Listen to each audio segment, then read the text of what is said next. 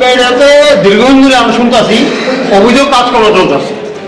বাড়ির যে মালিক উনিও এখানে থাকেন না, ছেলেও এখানে থাকেন না, কিন্তু রুম ভাড়া দিয়ে এখানে 12টা রুম পাইছি। 12টা রুমের মধ্যে একটা করে ছেলে, একটা করে মেয়ে।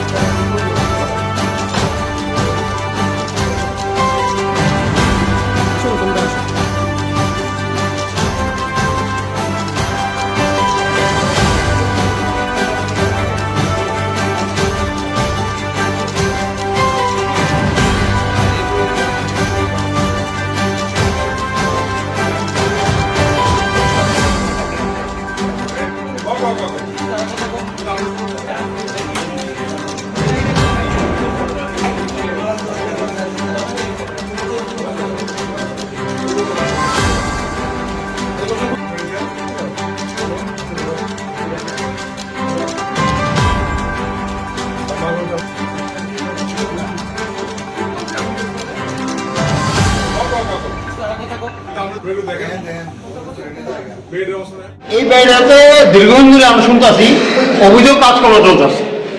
বাড়ির যে মালিক উনিও এখানে থাকেন না, ছেলেও এখানে থাকেন না, কিন্তু রুম ভাড়া দিয়ে এখানে আজকে তো আমরা সচক্ষেই ঘটনা দেখলেন।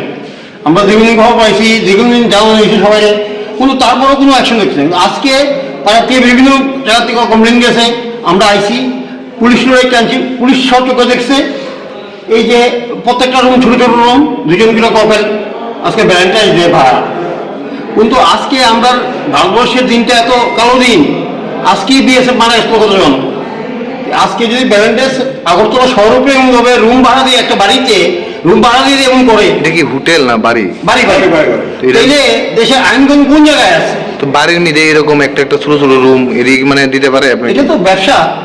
তা আপনারা যে এলাকার থেকে আগে কোনো ধরনের কোন বহুতবার কমে। তো আমরা ক্লাবের থেকে যখন ওখানে ঢুকছি, তখন দেখছি এইভাবে পুলিশজন আইসে, ঢুকলাম, ঢুকে সেটা আমরা সবাই মিলে সব ঘরের ভিতরে এই পরিশ্রম। 2 জনকে পাওয়া। আপনারা কি আগে বিষয়টা জানতেন?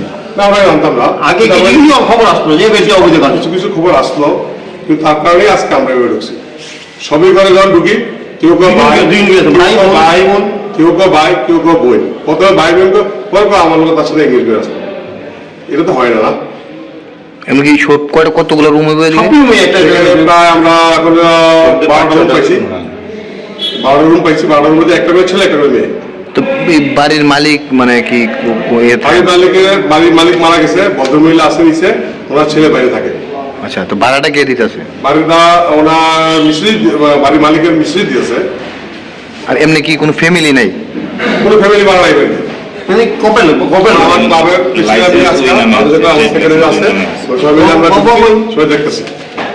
এখন আমরা প্রশাসনের লোক ডাকছি, আইনের কাজ করবো, আমরা সহযোগিতা করবো।